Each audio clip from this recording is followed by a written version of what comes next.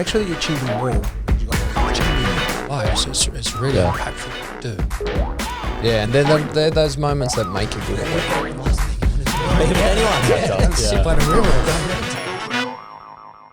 Yeah, well, Robbie, thanks heaps for coming on and joining us. Yeah. Mate, you're well dressed. You always dress this well. Well, I feel I need to overcompensate because I've got the, I've got the persona of a redneck, and the people see as the bush guy, cowboy coming into town. So I think maybe I should overcompensate and try and look the part. In fact, there's a story behind this suit because it's a three-piece suit. My father said, "Go and buy yourself a decent suit for your." May have been my 40th birthday. It was 3 years ago, and it said, and I went and paid for it. Once I saw the bill, I thought I can't give this bill back to my dad. It's embarrassing, so I paid for it myself, and I thought, well, I'm wearing this bastard every day of the week, but I'm down here now because I never would have bought that for myself. How good. And I suppose the most interesting part is your upbringing and being from the bush. And then so you studied at UQ. Yep. Did you stay in Brisbane for those years, or was it external? Actually, I studied at QT, and some of my friends that went to UQ say city TAFE. But I studied at QT, did property economics. I was getting too mixed up. Sorry about that. Yeah, and we didn't go to uni if it makes you feel better. Yeah, that's a good start. I really believe that's a good start. And education bucks you up a bit? Yeah, it's overrated. Great to have, but then people rely on that as a crutch and say, "Oh, that's it. I've got my education, and things will be sweet from here." It's like, no, mate. Like, you got to go and that's just a ticket to start. Like, you got to go out there and compete with everyone else out there. Yeah, in the real world. Yeah. Real, and it just it's interesting because quite literally, like, if I count my three wealthiest, closest friends, all didn't pursue that tertiary education and took a different path and they're genuinely smart people, and people I'd go to for counsel now. And so I'm not saying it's a bad thing to have university education, but it's definitely not doesn't close any doors on you. Yep. Yeah, fair enough. And then so you finished uni and then you got into economics. Well, you did economics degree. I was property economics. I was studying. I just wanted to be a property valuer and rural property value, really. I was a bush. When I say bush kid, I grew up in town, so I didn't grow up in a station, but around amongst bush sort of people. And then came down to here after 19 years in Charter South, and came down here to uni. Then got a job here in the city, with CBRE it was at the time, as a valuer assistant, and then a couple other firms, and then ended up in it's like Taylor Burn was another one here, but then I ended up in Townsville for 4 years. Then an opportunity came up to buy a business in Mount Isa, and the guy that sold me the business, he said, "Robbie, it's better to lead your own pony than someone else's thoroughbred." And it was a good little mantra for small enterprise, and I did that and never looked back. Was it always obvious you were going to kind of like take over the reins at some point, or it didn't seem like something you wanted to get into? Yeah, it's a really good question for me because I hope if anyone bother listening to me or is interested in my story, it's a really important thing to know about me, is that I would have run a mile from anyone who said, "Do you want to go into politics?" I'm not someone that welcomes confrontation, and politics to me is confrontation. Like, you will not get anything done unless you can put it to, you've got to really wedge someone or make everyone uncomfortable to be able to yield something in politics. That's just how it works. So, and I saw that from growing up around. So I'm fourth generation politician in the family, and I thought there is absolutely no way I want to borrow that. And I got a good gig here with my little business and stuff, but it had nothing to do with, it's nothing to do with following a family legacy. It wasn't like, oh God, I want to take over. It was the opposite. It was just probably born out of frustration where it was. And feeling misrepresented almost, and then you're like, how else am I going to change the rules unless I get involved? Yeah, and coupled with probably a bit of a reckless part of my life where I'd just gone through a divorce and let off some steam. Yeah, and I said, I was just doing stuff, and I thought, oh, bugger it, I'll have a go at this, and and then I'll just try this out for a few years, and it sort of kept ballooning, and I was like, oh, it's a bit hard to walk away from it now, and I'm feeling really good. I feel like I'm where I should be now. Well, politicians are becoming like superstars in a way with like the whole Trump era, where everyone's realizing that. I guess putting up the facade and the mask now is like harder to maintain in this new era where everything's recorded, everything's filmed. And then you've got the Trump style, which is just kind of like keep putting out sound bites to just overpower all of his opponents in that way.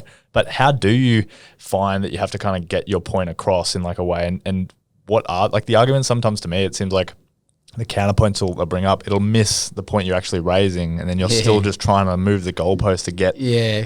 Look, it's, you would say, I don't want to sound all self-righteous, but it's pretty easy for me because I chose a path outside the major parties to sow, and probably the main reason for that was I felt a burning need to be able to say some things, and you don't want to be constrained in that. And I think if you come from where I come from, that part of the world, like there's a growing chasm between what you'd be told to say down here and what you should be saying to represent properly out there.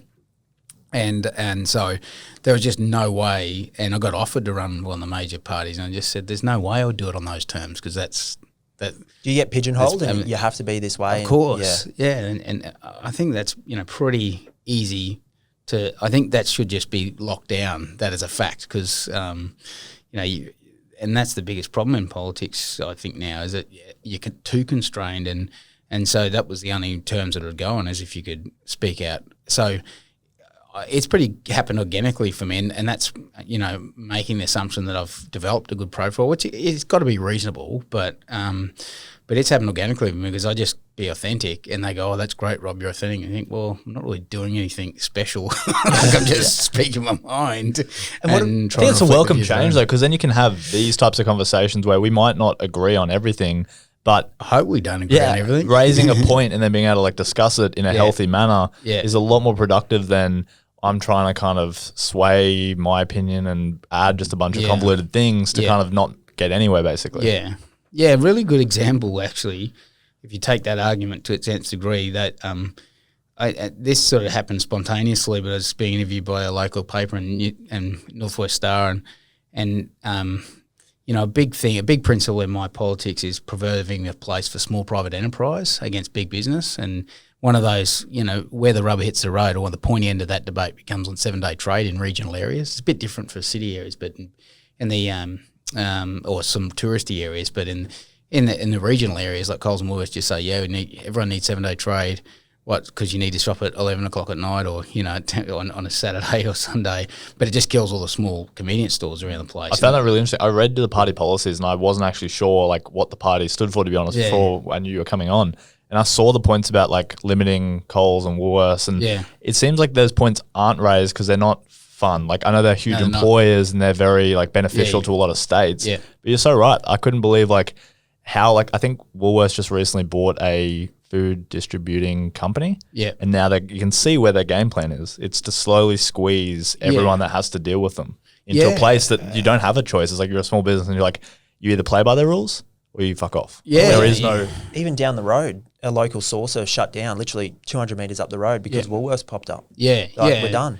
And look, I personally value having the local butcher and the local whatever else, and that might mean I pay a little bit more, but there's some bigger issues like in the society constructs or the community, how you come together. Like someone said to me the other day, when we all grew up worshipping capitalism because it meant free enterprise, and it meant that you guys could have a shop or run a bar or run a pub. It didn't have to be a Dan Murphy's owned by the major conglomerates, and then there's a place for everyone. And I think there's a sort of a primal something primal in that, and that some people need to run their own show, but like if you go to Mount Isa now, there's sort of 5-10 big enterprises that run most of the retail in town. There's the Bunnings, Coles and Woolworths, Kmart. There's bugger off left of shops there. So if someone wants to start something, good luck taking them or not. I think that's a real big problem. I understand the short term like convenience factor, but then long term it turns into kind of like you're forced into the choices because that's what they've allowed you to make. So that's the critical point. Takes you back to the original question is, how people react and respond so I would argue that most modern day politicians just try and serve that short-term desire of people and run with the crowd. And you say, well, hang on, someone's supposed to be the grown-up here. Like your kids mightn't like you when you're 5 and you give them a smack on the bottom or, or rousing at them. That might, it might diminish a relationship there for a while, but you're doing that out of love or because you're trying to help them, and that's the same government. And it was on the 7-day trade. He said, but Rob, hang on, 70% of the town has said they want it. They've surveyed it. And I said, well, yes, exactly. You asked one question, they've probably applied 10 seconds of thought to that response and put that on. But guess what? I'm paid a lot of money to think about the issues and the consequences of this in the long term. And like, if you want to elect a survey monkey, go and do that, or elect an algorithm, computer algorithm that'll survey everyone on everything. That's not what people are after in politics. They're after someone that says, here's some values, and I've thought a lot about these. Vote for them or vote against them, but that's what I stand for, and that's what we should be offering people. I totally agree. I've actually seen, I did a study on asking kind of split questions, and one was, which president did you prefer in America, with changing the start of the sentence. So one was mentioning 9/11 and asking which president do you prefer, and everyone said George Bush. Yeah. But then if you mention the economy at the same time with the same question for the same people, the answer was swayed to the other, I forget what the candidate was, but the other candidate, because everyone hated Bush because of what happened during that time. Yeah, right. So you could see how bringing like violence into the question or bringing like some confrontation into the question could sway the answer. Yeah. Now showing how easy it was to persuade people because we decide on emotions in the moment. Yeah. That's how we feel about it, and that's what we decide. Yeah. And, there's issues like the reef and, the environment that, they just get distorted so much. And I can absolutely guarantee you they're just so highly politicised down here that the people that are often making decisions, the good or bad of the environment has got no part in it at all. They're just looking at how does this affect our vote in the thing. And, it's so – it just makes me so cranky. Not so much just around the issue itself, but the fact that people are being manipulated in their thoughts and emotions and divided on these things where you think, well, it should be a search for the truth. What's the best thing to do? Well, that's what I'm confused. Even like the AFL, I went to the Lions game on the weekend, absolutely packed. Yeah. No social distancing at all. Yeah. And you're just walking along with hordes of people. Yet, a couple of months ago, people can't come into the state and they need cancer treatment and all this stuff. Yeah. And it's like, who are we benefiting? Yeah. And I'm just so confused. Like, is that like, because when you get into politics, obviously you have your own values, you have your own core beliefs, and there's the reasons why you get into it. But then obviously you're getting skewed in different ways. Is it hard to stay true to your value? Because it seems like anyone who gets to the top is ultimately... Well, again, it's easier for me because we're a minor party, so we deny ourselves access to votes in large electorates. Like we wouldn't ever do well in Brisbane because the things we're saying just don't appeal to people here. So that relegates you to being a minor party, and we could be, we could grow to a size of 10 or 15, maybe 20, but you still probably would deny yourself down here, and that's fine because you just want to represent those interests. Yeah, and that's what, I say with some of the majors is, look, in fact, I think it's important for you to be in the political spectrum, but just stick to it. Don't try and come up out bush and to the country and pretend that you got to look after them. Like, just be honest about what you're doing. Because it just draws so much frustration, and the problem in politics is everyone's switching off because they think, and it's happening in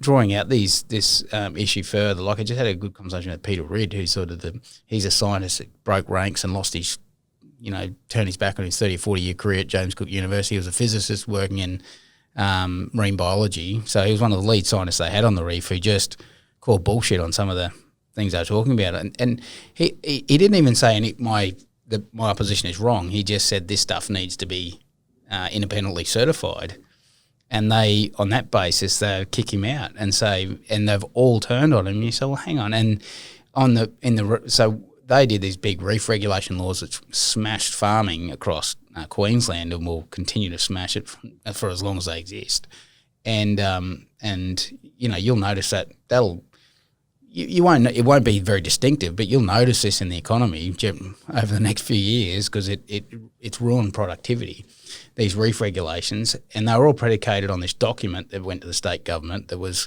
composed by a number of authors, but two of the main ones, the head of AIMS in Townsville, came on the Senate inquiry down here and on Hansard, 100% in black and white, absolutely contradicted what he said in the other one.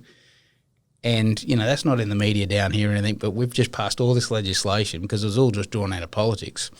But take the politics away from it, the really nasty thing in all that is that the politicians then say, well, anything on climate change, reef or something. What is this stuff real or not? Just like you were saying about the COVID stuff, is it real? And that is the most, that is the thing that makes them most angry about the actions of politicians and politics, how it operates, is that we're forced in a spot where we can't question, and we're just fed, this one line, and you start to distrust all these things that you're being told, and if anything, science and university should be a place where you're allowed to question and have those arguments. Well, I do appreciate your dad sticking up for, I'm sure you've heard of him, Drew, that was kicked out of UQ. Yeah. I found it really interesting that like that point, the scientist being kicked out of James Cook University, if it doesn't fit the narrative, because obviously China's a huge sponsor of the university, they don't want to cause frustration for them or discomfort. So it's like, let's quickly hush this away.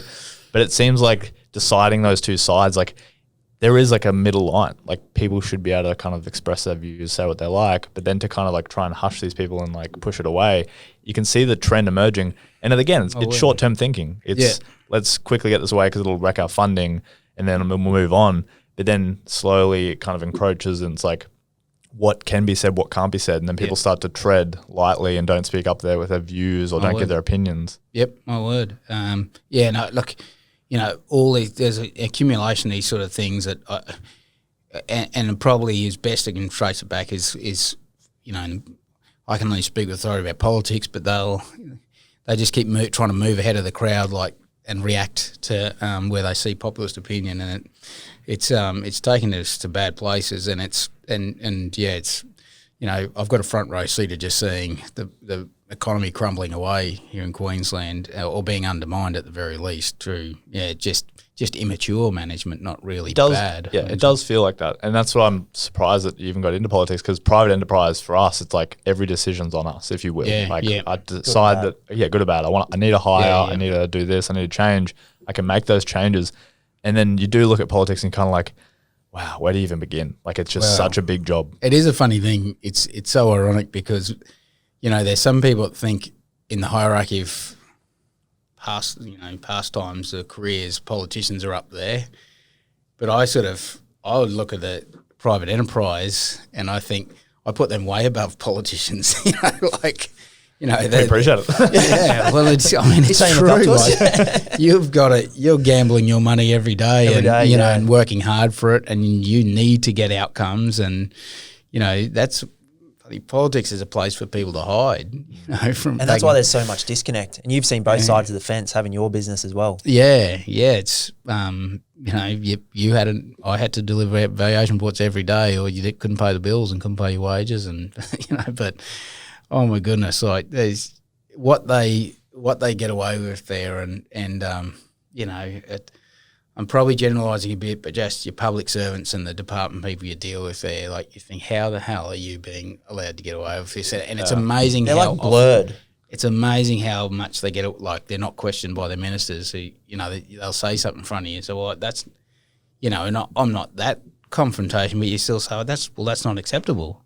You can't say that. And it feels like you've bloody just dropped a bloody hand grenade in the room. Like, how dare you bloody just say no to us or object to what we're saying? And it is hard because you work with them, so you're going to have relationships with them. Like we even talk about like if we're in politics and we were still friends, we were like, how would we keep the lines separate that we can have these like good arguments but not kind of benefit each other? There's so many like sides to it. Yeah. And I do find it interesting, not to go off too much of a tangent, but I see I know government needs to be involved in things and needs to kind of be hands off, but it is interesting how even banning plastic bags, just how quickly that like change came in and people just adapted to like a new way of life. Yep. And you can see how like sometimes implementing mass change is good, but then sometimes it can go the wrong way as well. It's like they haven't put enough thought into it. They haven't really planned it out. Yeah. And it is just so hard to unwind change. Yeah. Once and it's through, it's I'm not trying to say it's all bad and everything they do. But maybe by accident, sometimes they do some good things. But by accident, yeah. But I would say if you wanted to narrow it down to one thing, take political parties aside, it's just people lacking the ability to call bullshit on public servants, giving them advice, and having the maturity to say, look, I'm not an engineer and I'm not a town planner, but that does not make pass the common sense test. I'm smart enough to know, and I've got enough town planner friends or property friends to know that's just a silly thing to do, and my view would be that there's too many people that lack the ability or maturity or inner confidence to be able to make Call those what calls. it is and just kind of go with the... And say, mate, I know you might be because I think the reality is you get ministers there that probably deep inside don't see themselves as, having enough clout to pull that and probably think that's public servant in front of me probably knows more than me, so I'm too scared to call him out. And yeah, I guess it's a safe option anyway because I can fall back and say that's the advice I was given, and most of the public will accept that. Then I guess that's where they land. But everyone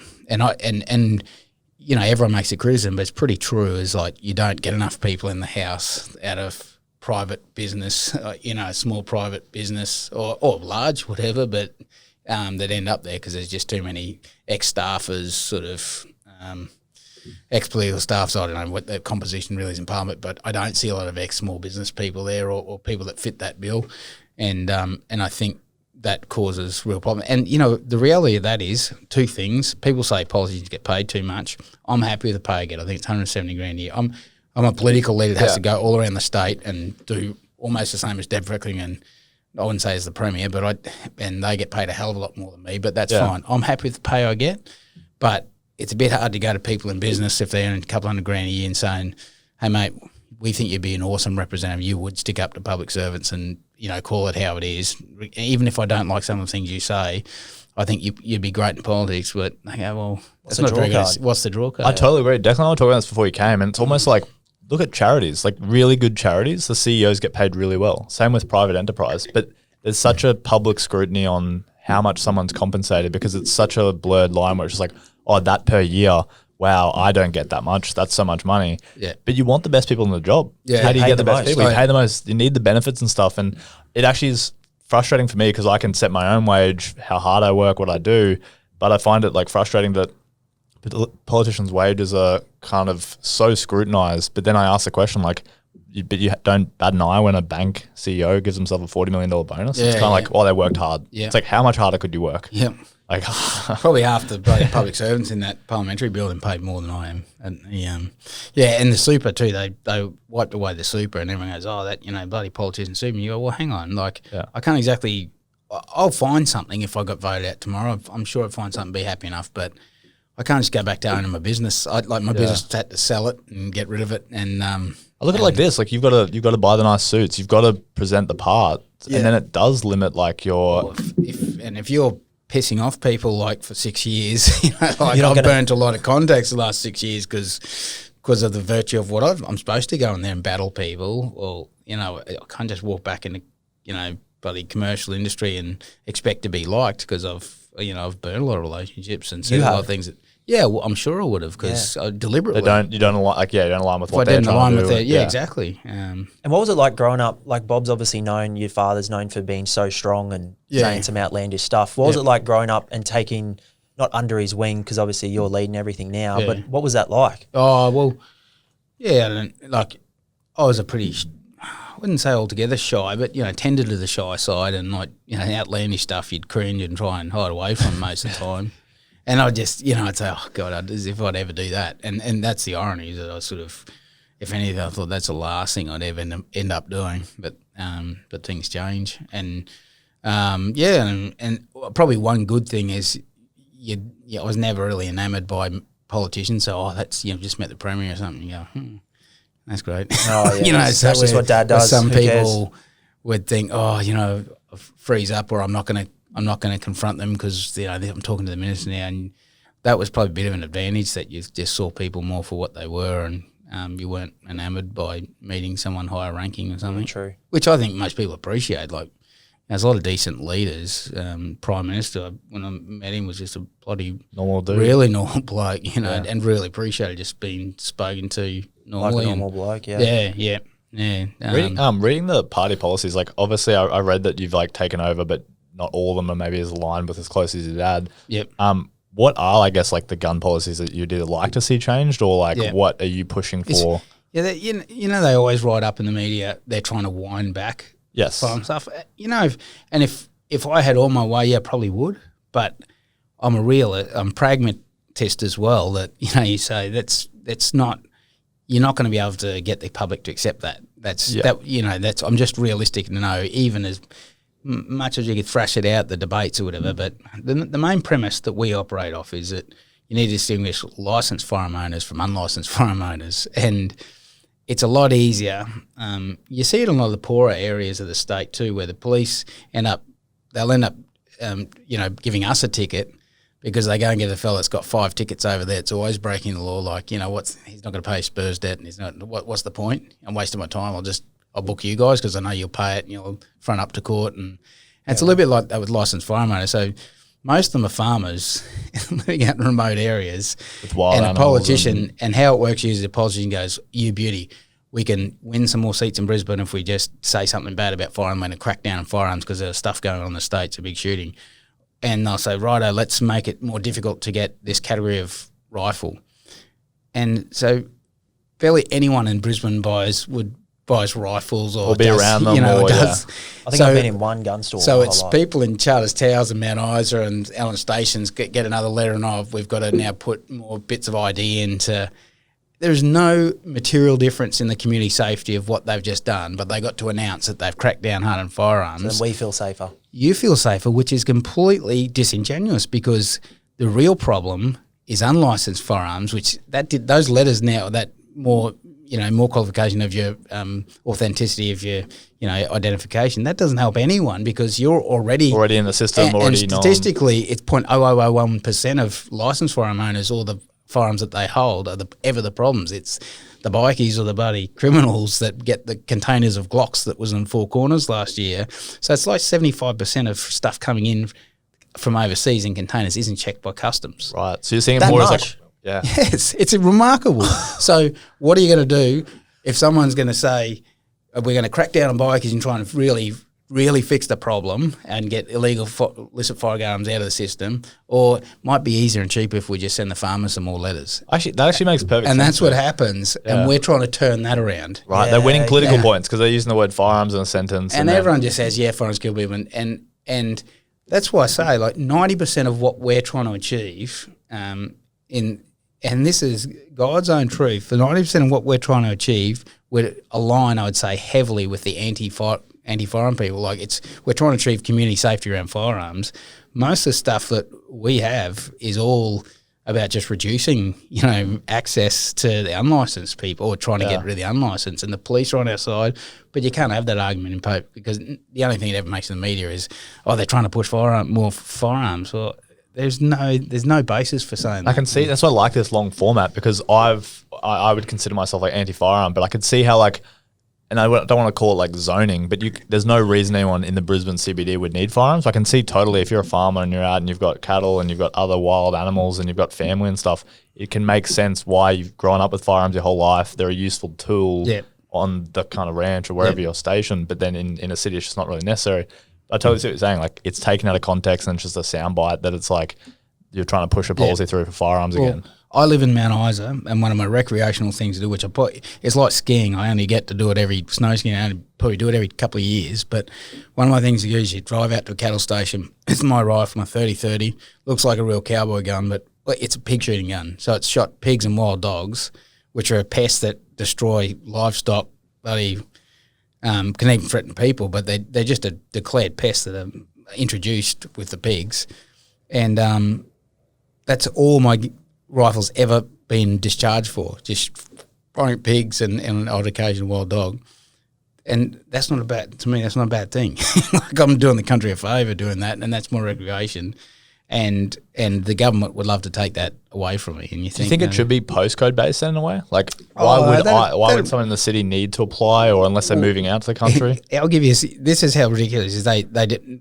The government made a big thing a couple of years ago and said category 8 firearms with pistols. They said if you're a primary producer, it's no longer a valid reason to use it. And this was the nearest closest thing and they thought, this is brilliant. We can win a heap of votes in Brisbane on this because people generally hate firearms.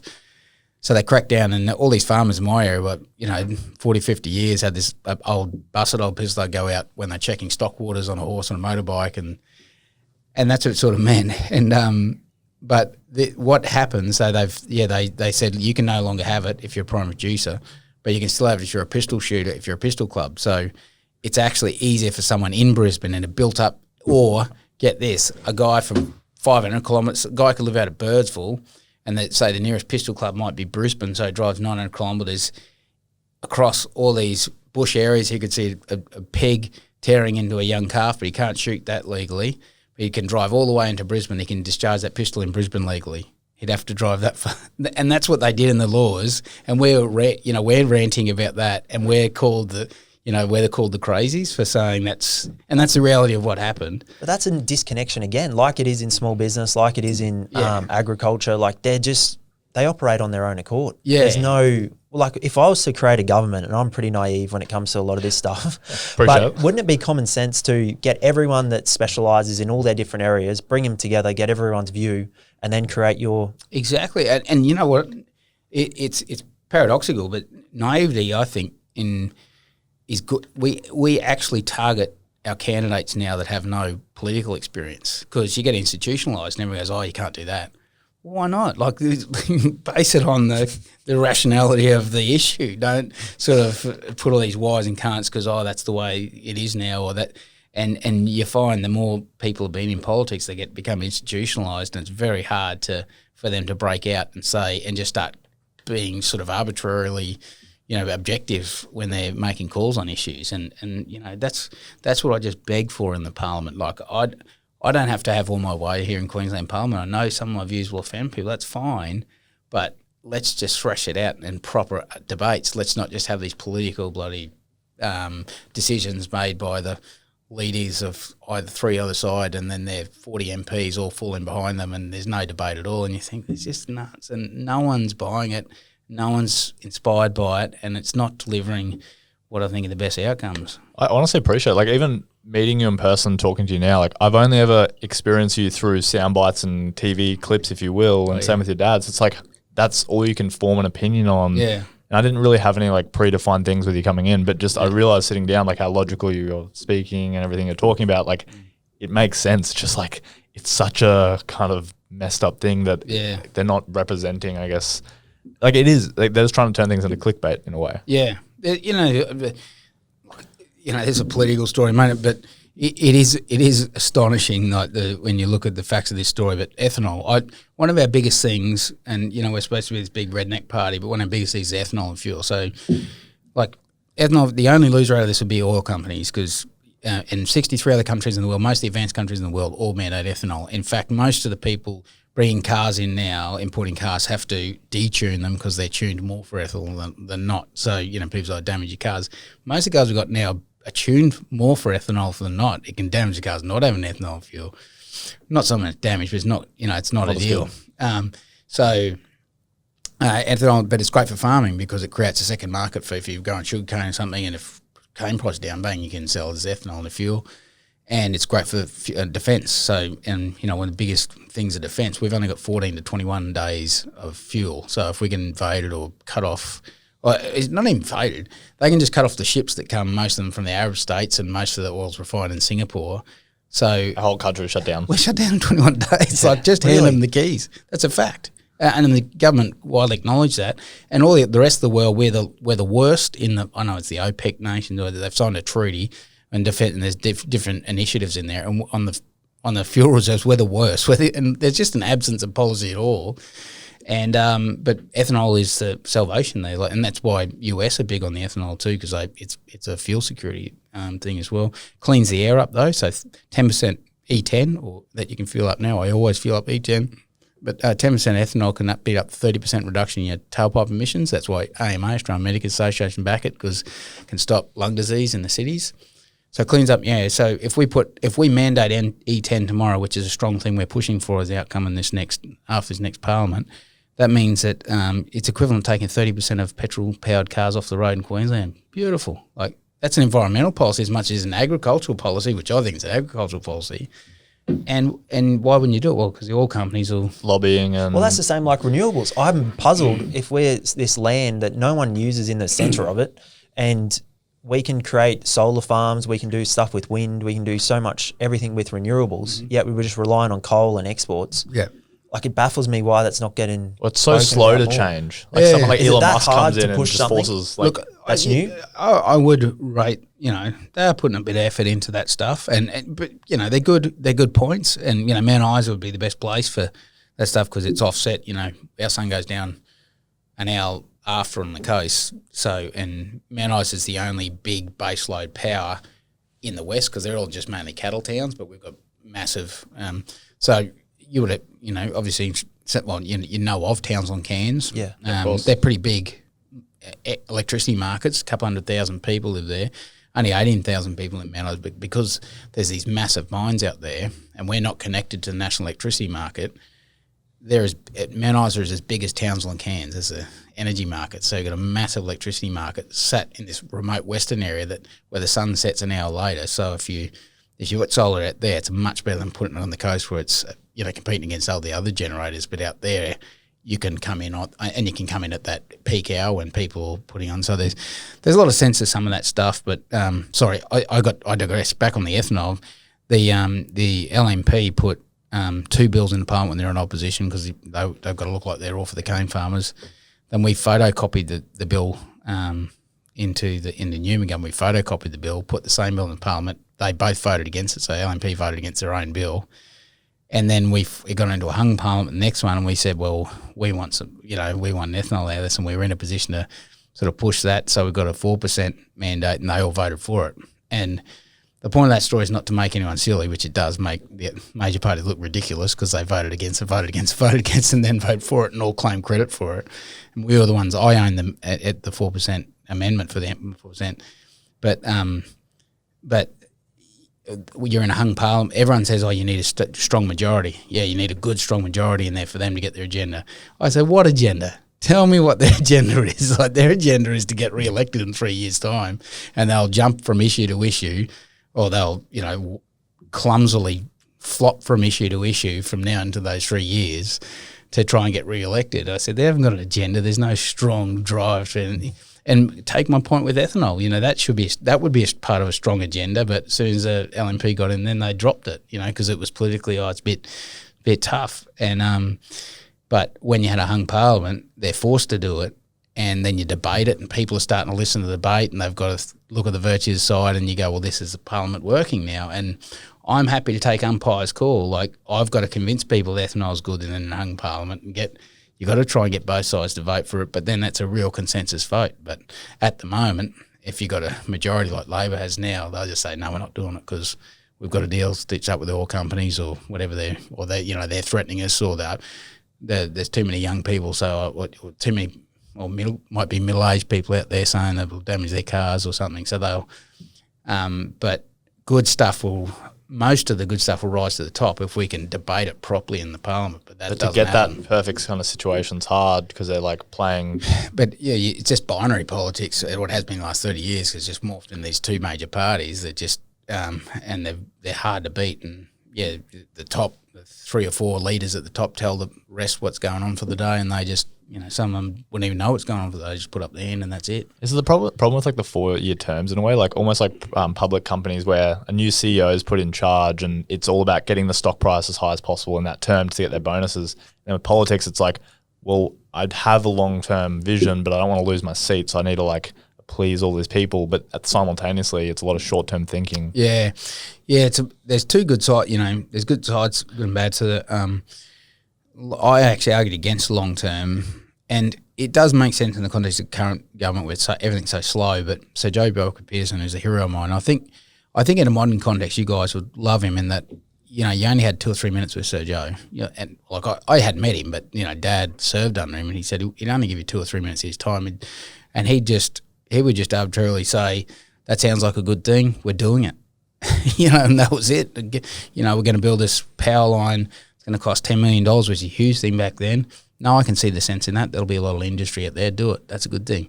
That's how you operate a business. And that was a man that was used to operating businesses and said, look, there's no money in that now, but I'm sure if we build that damn bang, there'll be heaps of farming there for next. So, yeah, that's a good one. Do that. Go and do that. And decisions were just made like that. And then, in fact, Dad said he saw the change in his time in government where they kicked Joe out and then they started getting all the bureaucrats in and they said, this is modern government now, and you have these – we're going to start listening to these guys and they'll tell us what to do. And he said it changed the whole dynamic. And most people, you still this day say, oh, Joe's corrupt. And I guess, that can be an interpretation of, and some people are just effectively say, look, I'm doing that.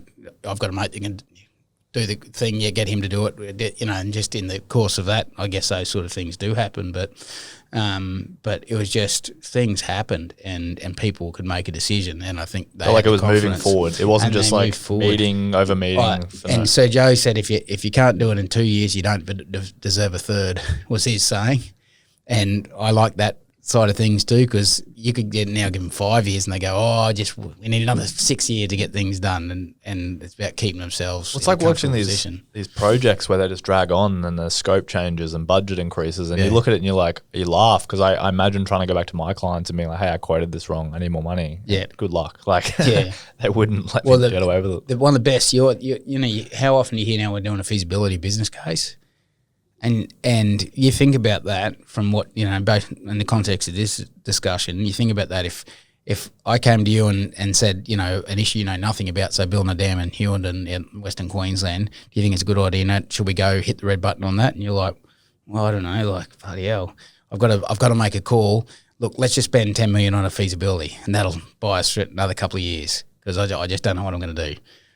And I don't know if I'll upset too many voters here in Brisbane and on the environmental move and that sort of thing. So look, let's do another feasibility, and that is just, everything is just drowned in feasibilities, and because no one has the ability to make a judgment call at the end and say, look, stuff this, and but the department's saying there won't be enough water allocation. Well, tell the department and come up with a better answer, because I know the science that's behind that and it's rubbish, and you go. There's never those conversations, and I haven't seen anyone in the last 20 years in a leadership position. Perhaps Cameron Newman may have been a person that could have had the capacity to make those sort of decisions. Didn't people turn on him when he I found that interesting. I think he made decisions so quickly that the popularity contest was lost. Yeah. Almost. That he got turned on really quickly. I still think there was an absence of decisions that were where the benefit was immediately, if you said you're going to build a rail line to the coal mines in the Galilee Basin, which I advocate for now, they'd say, okay, I can see that. I can see where the money is, or, we're going to build this big bloody, renewable facility here, bang, we're doing that. But when you're led with, we're going to cut 14,000 jobs, he was entitled to do that, and there was merit in what he was trying to do, but you're just... you'd do that. Even Sir Joe wouldn't have done anything like that. You'd do that slowly and in a more long process, and go with your big projects that are construction ones that you can see. So that's probably the best way I can reconcile that. But it is hard. People don't like hearing job losses in public sectors. I had a friend's mum that lost her job, but funnily enough, my opinion, the way she described her job, she's like, yeah, there's 4 of us in this one sector, and I don't really think there needs to be 4 of us. That was her own judgment, and then she lost this job, and I kind of was like, that to me makes sense. She's obviously, they've spotted over kind of inflation of jobs in some areas. I have a strong view. The government buys jobs now. They don't create them. They always say, we've created for... You didn't create them, you bought them. You create a job by building an industry. If there's a new industry, it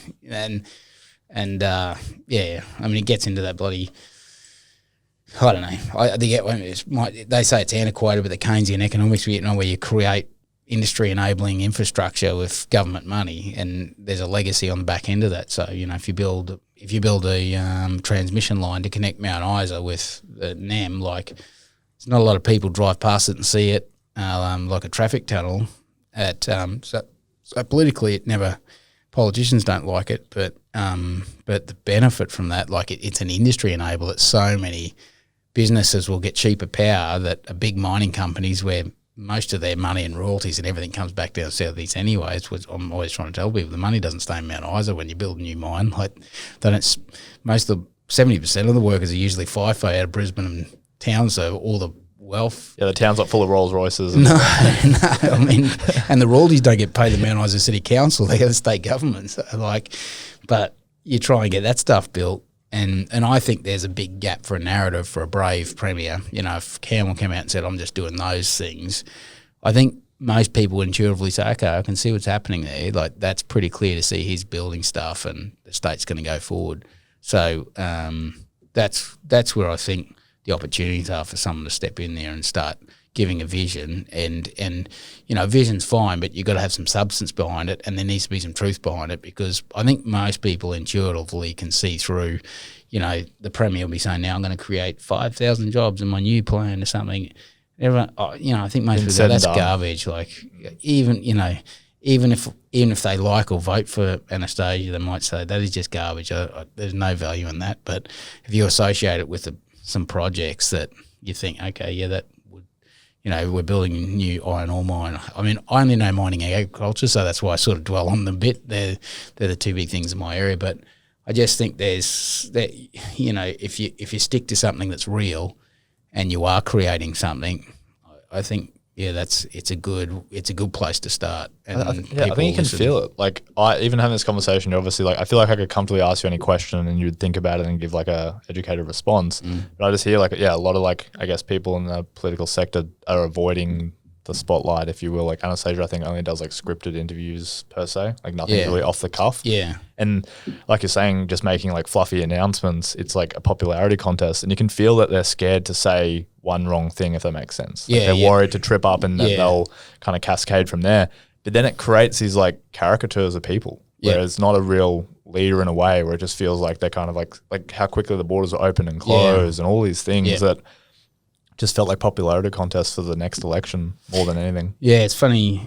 I think a good analogy to some what we're talking about is I noticed when I first got into politics, I was just scared. Sometimes I was nervous, sick in the stomach, didn't even want to get out of my bedroom on parliamentary. Yeah, definitely. And bear in mind, I got attacked a fair bit every time I spoke the first couple of years. Would make it hard. Do they know, here's a newbie, let's go hard? Yeah, and it was here's Bob Katter's son. Yeah. And, wow. Did you get imposter syndrome? Are you like, should I be here? Yeah, probably. Yeah. And I at that point, I think, bloody hell, I'm not sticking this out. Like, I'll try and save face and stay here for as long as it's respectable, but there's no way I'm sticking this out. And so they did a good job. But after a while, I think it was one night I was there and I was listening to a guy speak. And because I did grow up around this stuff, so I do know a bit of stuff, And he was talking about an issue as dairy or something, a deregulation, and I knew pretty well, and he just was coming up with garbage. It was just not. It was all wrong what he was saying. Did you call him out? Well, I didn't have the opportunity because I was just sitting there, but it got you fired up. And I thought, this is not. And I used to think all these guys are smarter than me, and that I was always scared to say stuff because they might know more than me. I thought, gosh, if that's what he thinks, God, And then I started listening to people. No, that's wrong, and it gave me confidence to start speaking up. And but what happened during that period, I used to read speeches because I was so scared. I just, I'd write it all out and think and read. And then, like, I reckon I haven't even taken notes about my last 10 speeches. I pretend sometimes to take a piece of paper down to make it look like I've prepared better. But it works so much better if you're talking to people. Yeah. And if you haven't got it up here, like, you haven't got it at all. And I find if I'm starting to read scripts, like, it completely changes the manner in which I interact with the people and how I'm thinking. It's a complete shift because I'm wedded more to the information in front of me than what my real thoughts. And I think that's why the majors find it difficult to cut through. And like, there's one leader in particular at the moment I was discussing with someone in their own party, and I said, what is it with that person? Because even if you task me with, and they said, that person doesn't believe in anything. That's the problem, Rob. And I thought, that's it, like, because they stand for nothing, fall for anything. And probably may, but it's just buried so deep that like,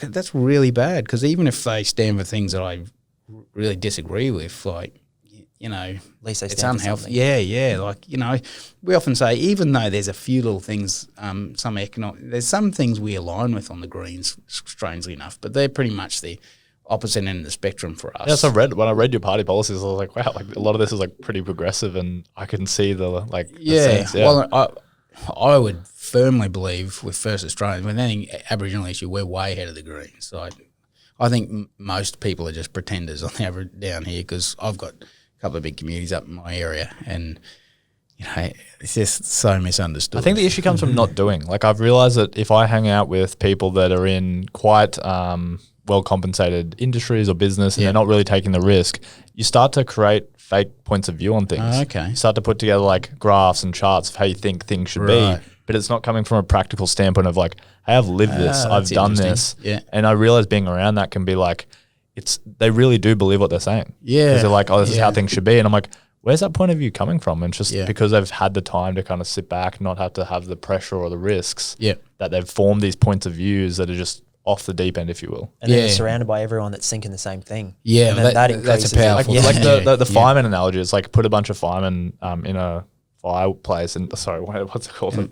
I don't know where you're going with this. A fire station, and leave them to talk all day, and they'll all form the same points of view because they're just discussing the same things every day. So you need to have that like different experiences, separation to kind of form realistic points of view. Like your points of view are from you've grown up in the country, you've kind of seen the problems that farmers face and all of these factors. Yeah. So then it's helped you to form how to solve them, if you will. Yeah. Like the fact that farmers are 4 times more likely to, when I read this, to kill themselves. Yeah. Couldn't believe it. I was like, to the average Australian, like, how is that so extreme? Like 4 times is like. But yeah, we're getting bombarded with mental health here in the city. Yeah. Like it's talk of the town, especially it's for people very our hard age. to deal with out there. And yet I would argue that most people in that government right now would see farmers and the same farmers as overprivileged people that, they got Generational Toyotas wealth. and generational wealth, they've got it easy, mate. And look, there's like anything, there's some people that fit that bill, but boy, there's a lot of people out there just battling and they've only got in that position for the last 50 years for going without, not spending a cent on themselves, and you can live pretty frugally. Yeah, you can lose it all in a season. And you can lose. That's right. And they're imagine risking it all that the feeling. time. It's anxiety and pressure and everything. So people have literally said that stuff from in the house before, like, oh, yeah, mate, but they got it pretty good, they're bloody a lot wealthier than most people. And you think, yeah, well, at the same time, I don't want to go and live in a bloody 400 kilometres from the nearest town and for the rest of my life and just be rich. yeah, and never being able to walk away from your job every day. And I guess what would be a message you'd say to like the younger Australians? Like, I'm quite young, but I think I'm very fortunate that COVID hasn't affected me or my business drastically. I've had like a lot of government support as well. Yeah. But the kind of kids that are coming out of school and university, I look at them with like fear almost. I'm like, I have no idea which jobs you're going to get into or what industries, because it's going to be we're heading into like probably one of the tougher times in history. Yeah. It's pretty hard to pull it in one message, because my strong view is that we're heading, whether that's a sharp or a gentle decline, but we're just continuing down a decline. Because, say for instance, agriculture and mining, whether people like it or not, they are a fundamental part of our economy. And, I've got a front row seat to watching the challenges, the growing challenges there. And there's a lot of people saying, well, I'm not going to be here next generation. Why would I stop with this? Or, mine saying, we're just not going to be here, Rob. Like this stuff can't go on. And then no one's addressing the issues that you're running from there. So just from my part of the world, and you think there's no other way this can turn out than badly. And the things that Dad was saying to me ad nauseum growing up are all happening, and it's all evidenced, and you can see where the solutions lie quite clearly. As well, the same solutions Dad was talking about 20 years ago are just so clear to me now, and they're becoming evident and even being commentated on and spoken by opposition now. But we're still so far from that point. So I would say with some level of confidence, it is going to get a lot tougher unless things change radically. And the best thing you can ask for young people, I think, is be discerning and like always question. I've got a postcard, or a little poster above a Mark Twain quote above my desk at Parliament House. It says, "Well, as soon as you find yourself on the place of majority, it's time to stop and consider." And I think that's really, like everyone's on about the environment. Oh, you've got to save the reef.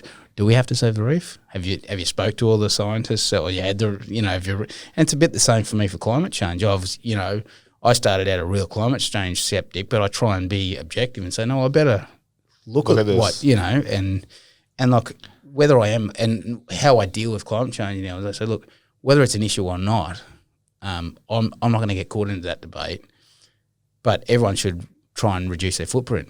Like there's a hell of a lot of things we can do, practical things like ethanol in the meantime.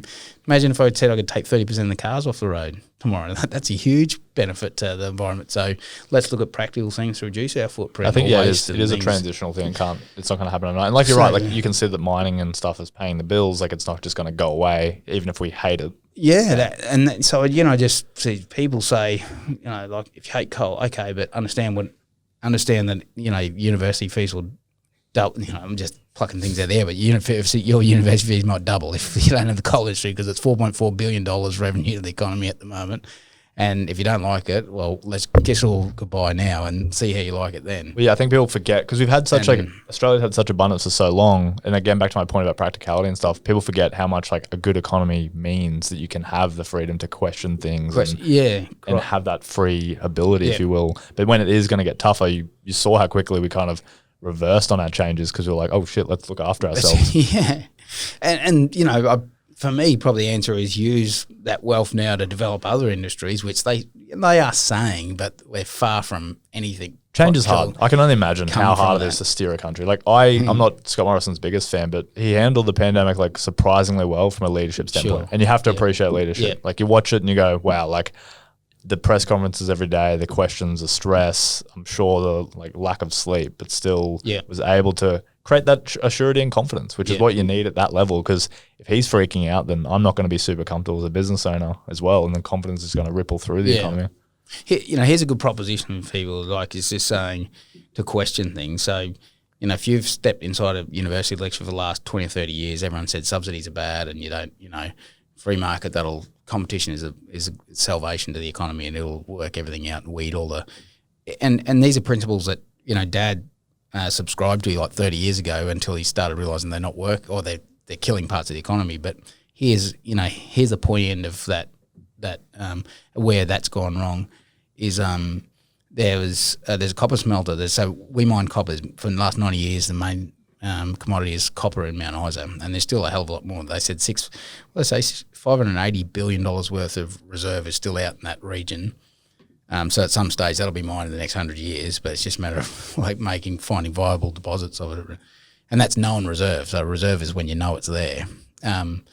So we mine copper out there, and it goes on a rail line to Townsville and provides probably about 1,300 value change jobs outside of copper. Copper's got about 3,500 jobs there, but it links and the sulfur off that plant gets turned into acid, which goes to a big, massive fertilizer plant. It employs about 600 people. It's a mine up the road, Intertech Pivot.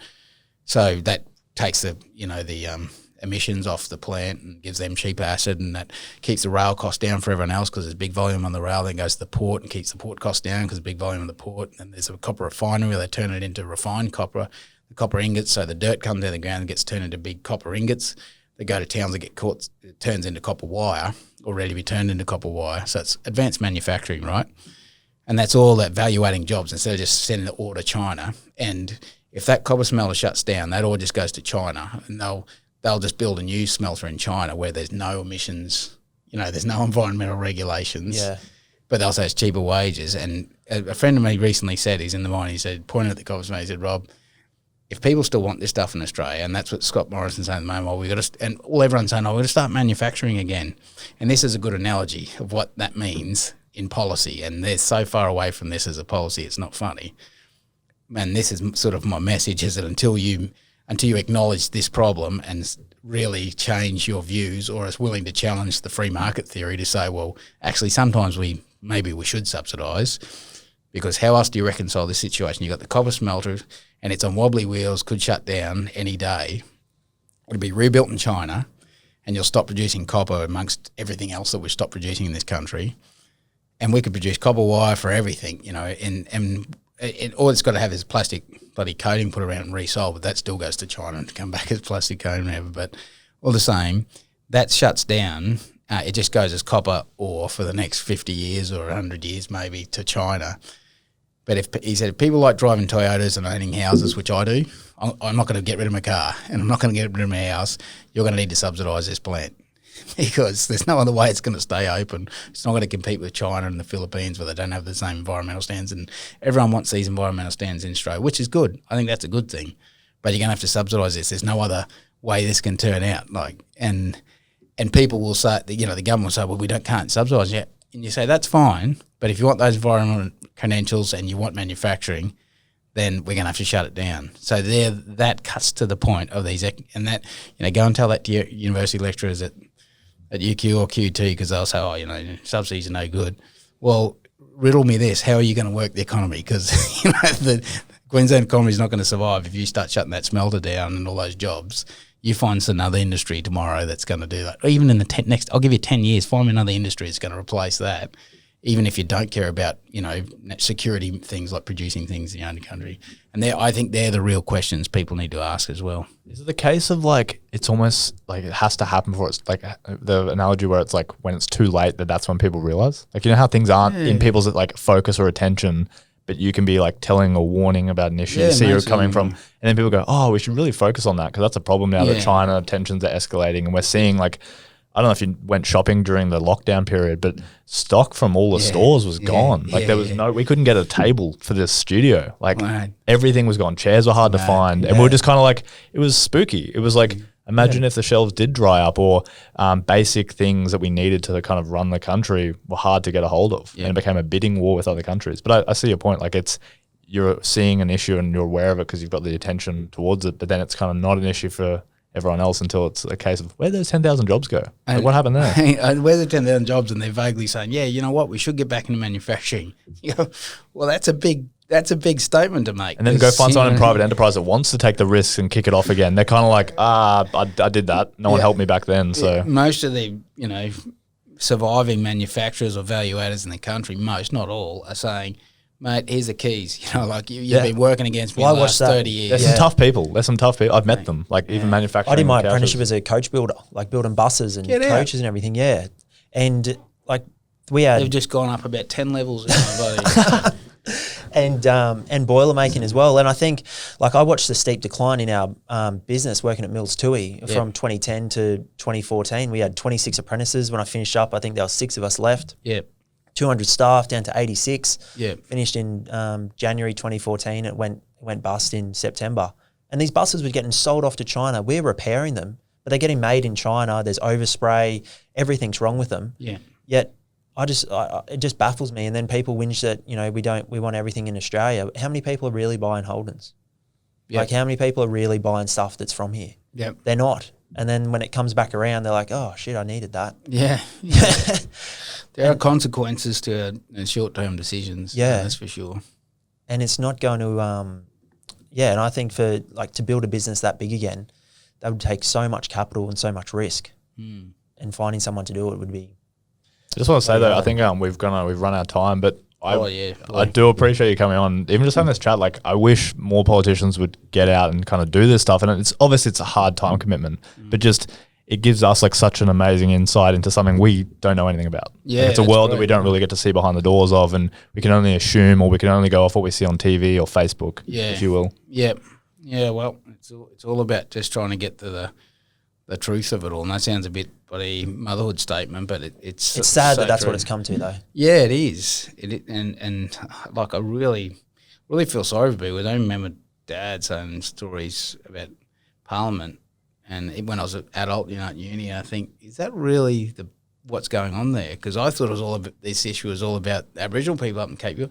No, it's got nothing to do with that. They're just doing this for this and this, and I think, it's depressing almost. You hear about it, you're like, really? Yeah. And you think, imagine, the other, most of the rest of the Australian population is all fixated on this issue because of this, but it's just a political ploy, to keep them distracted from this going on over here. And you think, wow, I feel sorry for people trying to, cut through and say, and in fact, I'm pretty negative towards people. Go, I love politics. I'm right into it, and I think, well, what's wrong with you? Number one's wrong with you, and I'm not sure you must have a pretty skew because it'd be very difficult for you to see the real politics of what's going on. And I switch off.